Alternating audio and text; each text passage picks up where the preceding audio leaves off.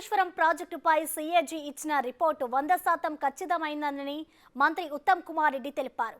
Kaleshwaram project విద్యుత్ బిల్లులే ఏటా 10,700 కోట్లు అవుతుందన్నారు. సుందిల్లా, అన్నారం ప్రాజెక్టుల్లో కూడా సమస్యలు బయటపడుతున్నాయని చెప్పారు. నేషనల్ డ్యామ్ సేఫ్టీ అథారిటీకి మొత్తం ఇష్యూ అప్పచెప్పి వాళ్ళని ఇమీడియట్గా ఒక వార్ ఫుటింగ్లో ఇన్వెస్టిగేషన్ ఎంక్వైరీ చేసి మరి ఏం డ్యామేజ్ ఉంది, ఎట్లా రిపేర్ చేయాలి, what is the way forward అనే విషయంలో వారి నుంచి రిపోర్ట్ ఇచ్చినాక తదుపరి చర్యలు తీసుకుంటాం. అదేవిధంగా తప్పనిసరిగా మీరు అందరూ చెప్పిన విషయాలు దృష్టిలో పెట్టుకొని ఏ విధంగా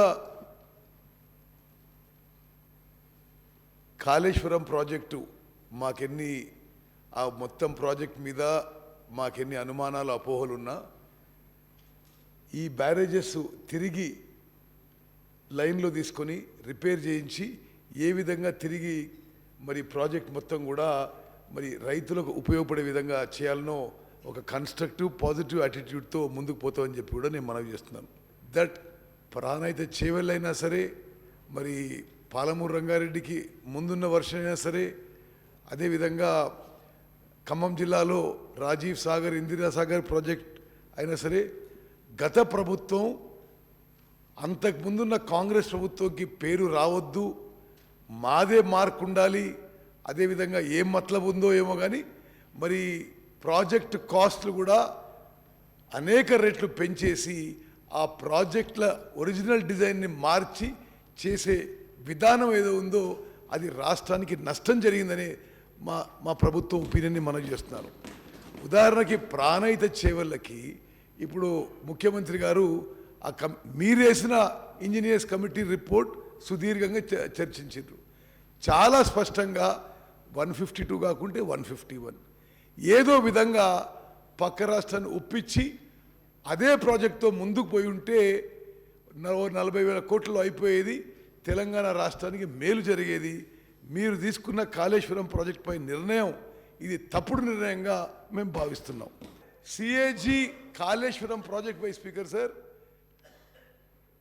పర్ఫెక్ట్గా అనాలిసిస్ చేసింది.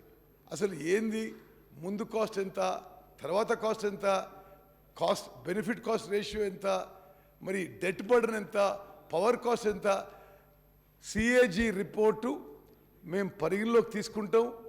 ఉదాహరణగా వాళ్ళు చెప్పిండ్రు, మొత్తం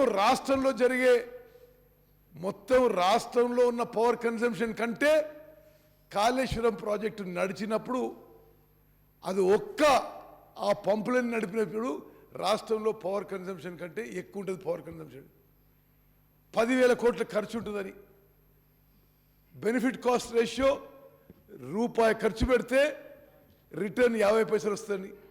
మరి ఇవన్నీ చాలా కీలక అంశాలు. మీరంత ఈజీగా కొట్టిపారడం రైట్ అని చెప్పి నేను మనం చేస్తున్నాను. ఈ రాష్ట్రం ఈరోజు సీరియస్ ఫైనాన్షియల్ క్రైసిస్లో ఉందంటే ఇరిగేషన్ సెక్టర్లో అడ్డగోలుగా తీసుకున్న లోన్స్, హై కాస్ట్ లోన్స్, మరి ఇది రాష్ట్ర ఆర్థిక పరిస్థితికి తీవ్ర నష్టం జరిగిందని చెప్పి మనం చేస్తున్నాను. మేము కేంద్ర మంత్రి షెకావత్ గారిని కలిసినాం. పాలమూరు రంగారెడ్డికి నీటి కేటాయింపుల విషయంలో వారికి రిప్రజెంట్ చేసినాం. మరి మీరు చెప్పినట్టుగా ఆ ఫస్ట్ ఫేజ్లో మైనర్ ఇరిగేషన్ కింద ఆ వాటా మార్చి 45 టీఎంసీలు వెంటనే కేటాయిస్తామని చెప్పి మరి ముఖ్యమంత్రి గారికి, నాకు సెంట్రల్ వాటర్ రిసోర్సెస్ మినిస్టర్ హామీ ఇవ్వడం జరిగింది. ఫస్ట్ ఫేజ్గా 45 టీఎంసీ, మళ్ళీ సెకండ్ ఫేజ్గా 45 టీఎంసీ ఇస్తామని చెప్పడం జరిగింది. పాలమూరు రంగారెడ్డి లిఫ్టిగేషన్ స్కీమ్కి నేషనల్ ప్రాజెక్ట్ ఇచ్చి దానికి అనుగుణంగా ఏ విధంగా అయితే ఆంధ్రాలో పోలవరంకి ఇస్తున్నారో మీ తెలంగాణలో పాలమూరు రంగారెడ్డికి ఫండింగ్ ఇవ్వమని కోరితే కేంద్ర మంత్రి గారు వారు చెప్పిన జవాబు ఏంటంటే, గత 8-9 ఏళ్ళలో భారతదేశంలో నేషనల్ ప్రాజెక్ట్ స్టేటస్ ఎవరికి ఏ విషయంలో ఇవ్వలేదు. అయినా సరే మేము ఎక్స్ప్లెయిన్ చేసినాం. మరి డ్రౌట్ ప్రోన్ డిస్ట్రిక్ట్, మరి మైగ్రెంట్ లేబర్ ఉంటామని ఎక్స్ప్లెయిన్ చేసిన తర్వాత 60% ఫండింగు మరి ఏఐబిపి పిఎంకేఎస్వై స్కీమ్ కింద పాలమూరు రంగారెడ్డికి మరి ఫండింగ్ చేస్తామని చెప్పి షెకావత్ గారు హామీ ఇచ్చిన విషయం కూడా నేను మీకు మనవి చేస్తున్నాను.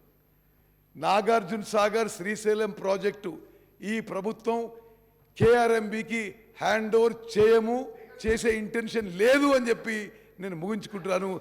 ధన్యవాదాలు. అధ్యక్ష ఒక్కటే నిమిషం.